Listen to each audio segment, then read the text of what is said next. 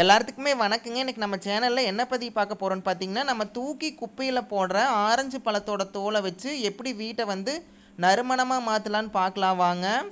சிம்பிளா செய்யக்கூடியதாங்க. நறுமணம் பார்த்தீங்கன்னா, ரொம்ப நாள் ஆனாலுமே இருக்குங்க. எப்படி செய்யலான்னு பார்க்கலாம் வாங்க. நான் வந்து சின்ன ஆரஞ்சு பழத்தோட தோல் வந்து ஒரு 2 ஆரஞ்சு பழம் எடுத்துருக்கிறேங்க. 2 ஆரஞ்சு பழத்தோட தோல வந்து இந்த மாரி மிக்ஸி ஜாருக்கு மாத்திரலாங்க. நீங்க ஆரஞ்சு பழம், சாத்துக்குடி அது எந்த தோலா இருந்தாலும் நீங்க பயன்படுத்திக்கலாங்க. நம்ம இதை நல்லா அதாவது ஒரு 4-5 சுற்று விட்டாவே போதுங்க. ரொம்ப நைஸாகவும் அரைச்சி எடுக்கக்கூடாதுங்க. இந்த மாதிரி அரைச்சி எடுத்துருங்க. இந்த மாதிரி நீங்கள் அரைக்கிலேயே வாசனை ரொம்பவே ஹெவியாக இருக்குங்க. கட்டாயமாக நீங்கள் ட்ரை பண்ணி பாருங்கள். ஒரே நிமிஷத்தில் செஞ்சிடலாங்க. பாருங்கள், இந்த மாதிரி அரைக்கணுங்க.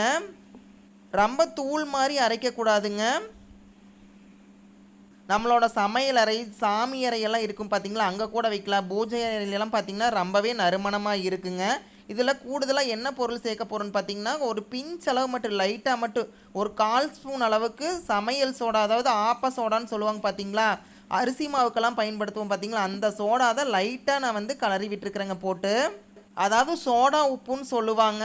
இது வந்து ஒரு 5 ரூபாய்க்கு நம்ம மளிகை கடையில் வாங்கினாவே போதுங்க. நான் இந்த மாதிரி ஒரு டப்பா எடுத்துருக்குறேங்க.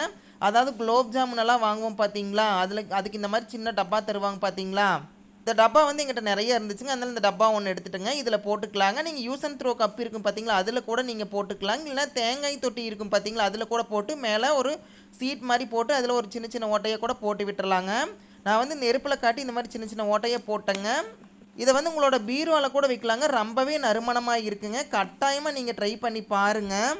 ஓகேங்க, இந்த சின்ன பதிவு உங்களுக்கு பயனுள்ளதாக இருக்குன்னு நினைக்கிறேங்க. பயனுள்ளதாக இருந்தால் இந்த வீடியோக்கு ஒரு லைக் கொடுத்துருங்க. அப்படியே நம்ம சேனல் முதல் முறையை பார்க்கணுன்னா மறக்காமல் சப்ஸ்கிரைப் பண்ணிடுங்க.